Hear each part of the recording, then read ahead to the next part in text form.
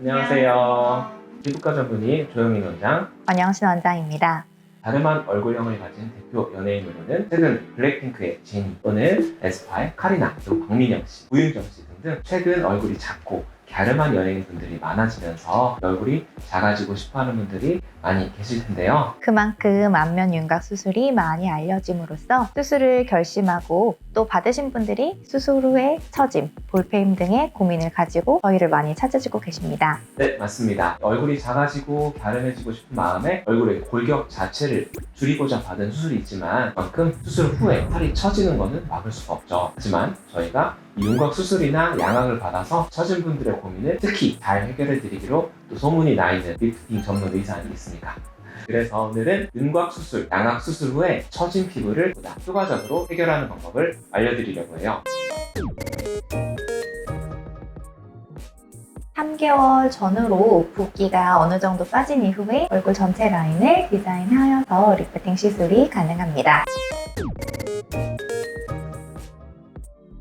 윤곽 수술을 하게 되면 피부와 지방, 근육을 지지해주던 뼈가 원래 위치에 있지 않아서 얼굴이 남들보다 빠르게 더 많이 처질 수가 있습니다. 또한 이 수술 과정 중에 과도한 박리가 이루어지는 경우는 피부층을 지지해주던 유지인대가 약해질 수가 있어요. 그럴 때 처짐이 더 악화될 수가 있습니다.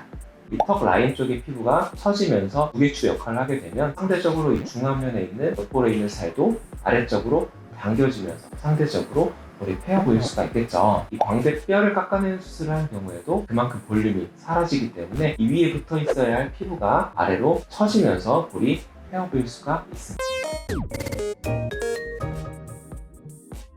케이스마다 차이가 있지만 윤곽 수술 후에 지지해주던 구조가 사라지면 남아있는 피부와 지방층이 무게추 역할을 하면서 아래 방향으로 잡아당기게 됩니다. 처짐의 원인이 피부의 탄력의 문제라기보다는 지지 구조 자체의 변형으로 이루어지는 것이기 때문에 피부의 탄력을 높여주는 리프팅 레이저를 해도 비슷한 얼굴에 윤곽 수술을 하지 않은 분보다 효과가 떨어질 수 있습니다. 해결책은 두 가지입니다. 울세라와 같은 리프팅을 남들은 1년에 한 번 한다면 수술을 받으신 분들은 6개월에 한 번 정도 해주는 것입니다. 6개월이 너무 짧고 야속하게 보일 수 있지만 지 구조가 이미 없어진 상태이기 때문에 단기간에 반복적으로 해주지 않으면 처짐을 피할 수 없습니다. 두 번째로는 결국 아래로 처지는 건 피부층과 지방층 이렇게 두 층이기 때문에 이때는 아래로 잡아당기는 무게추 역할을 하는 지방을 영구히 제거해주는 안주 초음파 윤곽술로 처지는 두 개의 층 중에 한 개의 층을 없애주는 것입니다. 훨씬 무게가 가벼워지면서 덜 처지게 되고 초음파로 인한 열로 탄력 자체도 개선돼서 리프팅 효과까지 보게 됩니다. 초음파 윤곽술을 우선적으로 해주시고 추후에 울세라를 하게 되면 효과를 극대화시킬 수 있습니다. 초음파 윤곽술의 내용은 이전 영상을 참고해 주시기 바랍니다.